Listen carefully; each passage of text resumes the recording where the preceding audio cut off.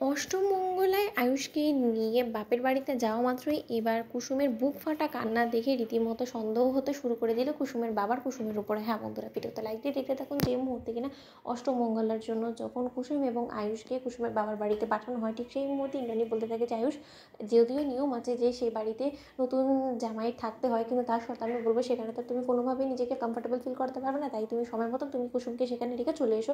আপাতত নিয়ম রক্ষার খাতিরে যতটুকু করো তো ঠিক ততটুকুই করো। অন্যদিকে যখন এই কথা বলা মাত্রই যখন ইন্দ্রাণী গাঙ্গুলি কুসুমের বাবা এবং ছোটো ভাইয়ের জন্য সকল গিফটস কুসুমের হাতে ধরিয়ে দেয় এবং বলতে থাকে যে এই সকল গিফটসগুলো তোমার বাবা এবং ছোটো ভাইকে দিয়ে দিও। ঠিক সেই মুহূর্তে যখন ঈশানের ছোটো কাকিমণি বলতে থাকে যে দিদি গো দিদি, এত দামি পোশাক আশাক যে দিচ্ছ এর কি পাওয়ার আদৌ ওর পরিবারের লোকেরা যোগ্য বলো তো। ঠিক সেই মুহূর্তে ইন্দ্রাণী বলতে থাকে যে যতদিন ওদের সঙ্গে আমাদের আত্মীয়তা আছে ততদিন পর্যন্ত না হয় এইগুলো আমরা চলমান রাখি।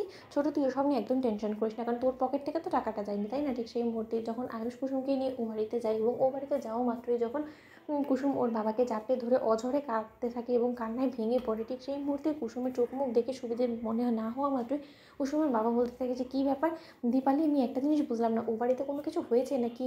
আমার মেয়েটার এরকম বুক ফাটা কান্না আমি কখনো ওর চোখে দেখিনি, কিন্তু ও যেভাবে আজকে কাঁদলো তাতে করে আমার বেশ মনে হচ্ছে যে ও হয়তো ও বাড়িতে কষ্ট আছে বা ওর মনের মধ্যে নির্ঘাত কোনো রকম কোনো কষ্ট লুকিয়ে আছে, যেটা কিনা ও প্রকাশ করতে পারছে না। ঠিক সেই মুহূর্তে যখন আয়ুষ বলতে থাকে কী ব্যাপার কুসুমকে এতটা মন মরা কেন লাগছে, সে সকাল থেকে আমি দেখতে পাচ্ছি ওকে যা কিছু জিজ্ঞেস করছি ও হয় ইশারায় নয়তো বা কথাগুলো এড়িয়ে যাওয়ার চেষ্টা করছে, কোনো রকম কোনোভাবেই আমার সঙ্গে কমফোর্টেবল ফিল করছে না। হঠাৎ করে কী হলোটা কি?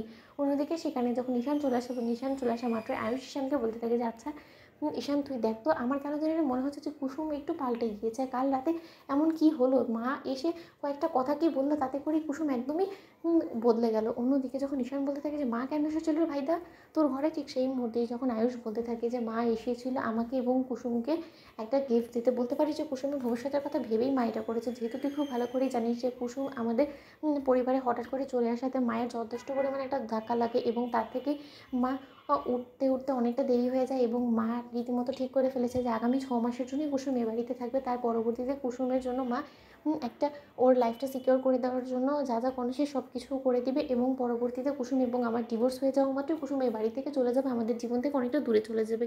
অন্যদিকে কথা শোনা মাত্রই যখন ঈশান বলতে থাকে যে সর্বনাশ করেছে, এরকম একটা শর্ত মা জুড়ে দিল তোদের ফুলশয্যার রাত্রে এবং তুই মায়েরকে একটাও পাল্টা উত্তর দেওয়ার কথা প্রয়োজন বলে মনে করলি না ভাইদা?